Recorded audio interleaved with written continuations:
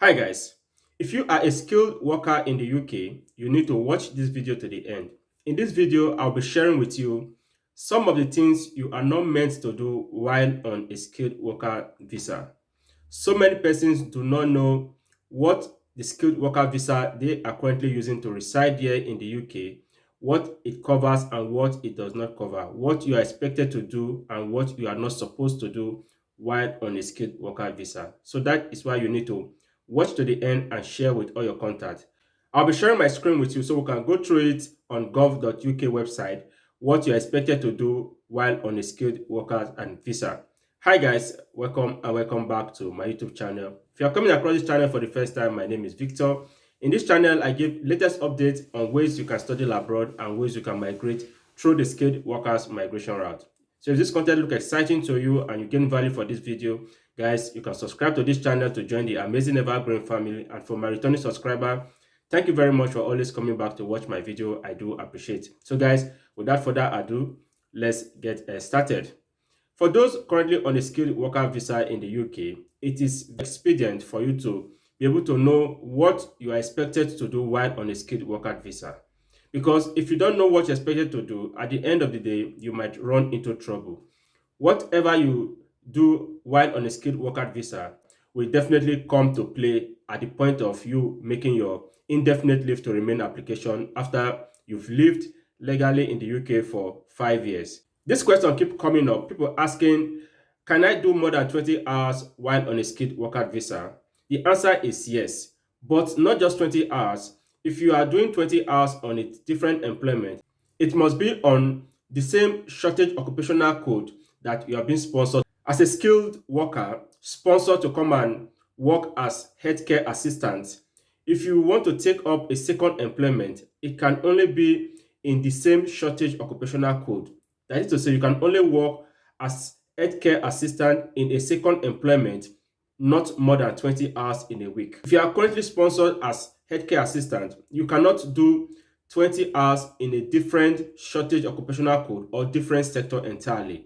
Take for instance, you are sponsored as a senior carer in the UK. You cannot go to hospitality sector or IT or finance sector to do 20 hours. Let me share my screen with you so we can read through what is contained on gov.uk website so we can get good understanding and guide ourselves from future trouble we might run into. Taking additional work. If you are working overtime in the job you are being sponsored for, you do not need to update your visa. There's no limit to how many hours of overtime you can do, right? So if you are sponsored by an employer, you can do your contractual hour and do extra hour.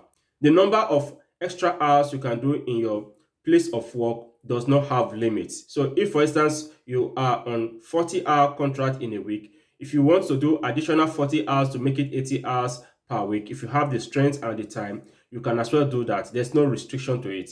But if you are taking up a second employment in the same sector, you cannot do more than 20 hours, right? So that is what is contained on gov.uk website.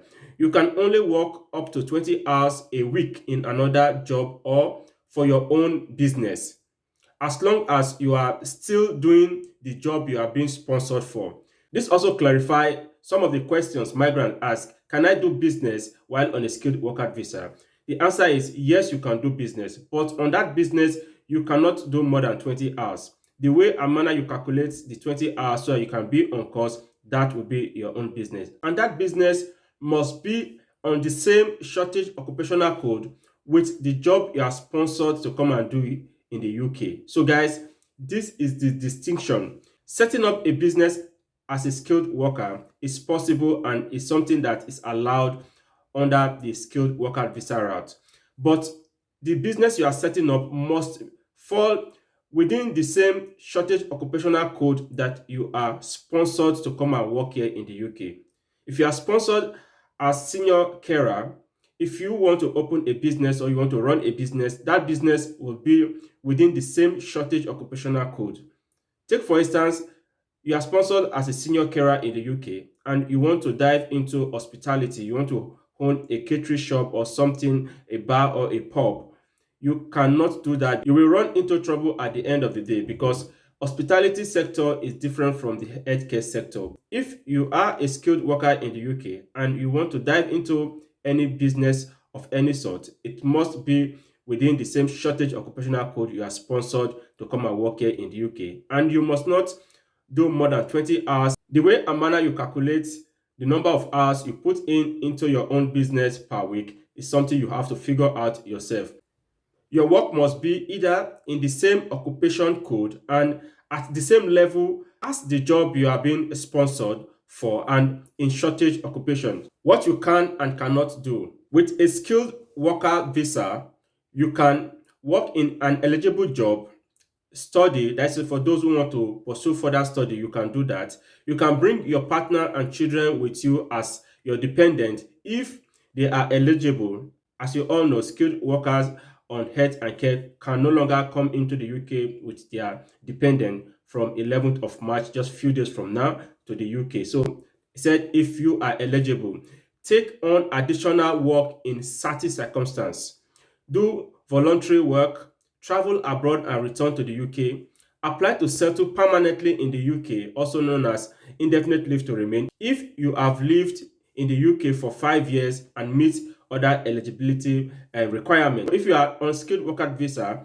whatever you do while on a skilled worker visa will also count towards your indefinite leave to remain. It's form part of the eligibility requirement that is being talked about. Those who are on a skilled worker visa and are also doing more than 20 hours in the second employment, and those who are on a skilled worker visa doing 20 hours a week in different shortage occupational code, they fall under the same category. And at the end of the day, when you are making your indefinite leave to remain application, this might come up to haunt you. So that is why you need to guide yourself with things you can and things you cannot do while on a skilled worker visa. Let's read further to see some of the things you cannot do on a skilled worker visa. The first one we look at is things you can do, but the second one is things you cannot do. You cannot apply for most benefits or state pension.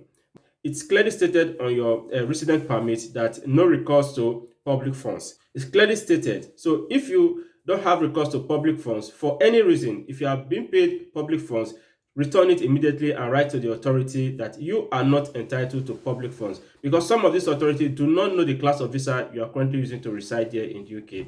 As such, they tend to pay you or they tend to oblige you the request you put in for, without knowing that at the end of the day, you will be the one to bear the brunt.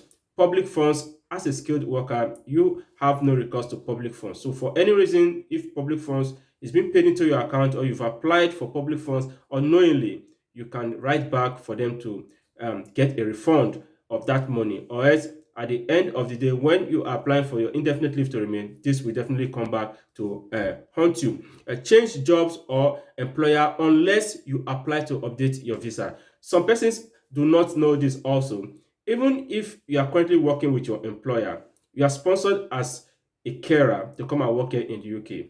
The moment your role changes to a senior carer role, right, with different shortage occupational code, your employer is supposed to write to update the UK Home Office that your current role has changed and the shortage occupational code has changed so that your visa can be updated. If you did not write to the UK Home Office to update your visa that your role has been changed, the role that you have been sponsored for has changed, probably at the cost of more training or career progression, you've moved to a different level, that will be a breach on your skilled worker visa. At the end of the day, this will come back to haunt you, because at every point in time, you need to update the UK Home Office of either change of employment, change of job role, or what have you. You need to write to inform the Home Office that you are changing your role from a carer to a senior carer. And if you are leaving one employment to a different employment, of course, you need to make your visa application to the UK Home Office using the new certificate of sponsorship issued to you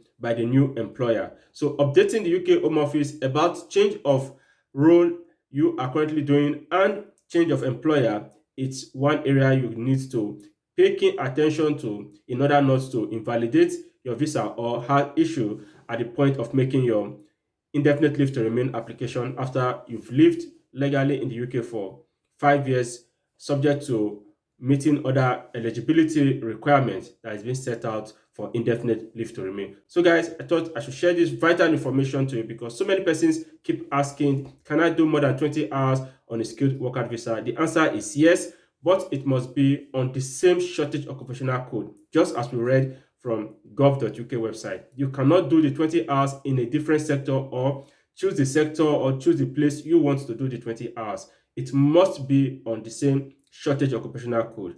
And those asking, can I do business while on a skilled worker visa? The answer is yes, but on that business, you must not do more than 20 hours per week. And that business must be in the same shortage occupational code you are sponsored to come and work here in the UK. You cannot be sponsored as healthcare assistant and you want to run a pub, which is different shortage occupational code from that which you are sponsored to come and do here as healthcare assistant. So guys, we've come to the end of today's video. If you gain value for this video, don't forget to subscribe to this channel. You can do that right away while you are watching. You can also give a thumb up so YouTube can recommend to a wider audience.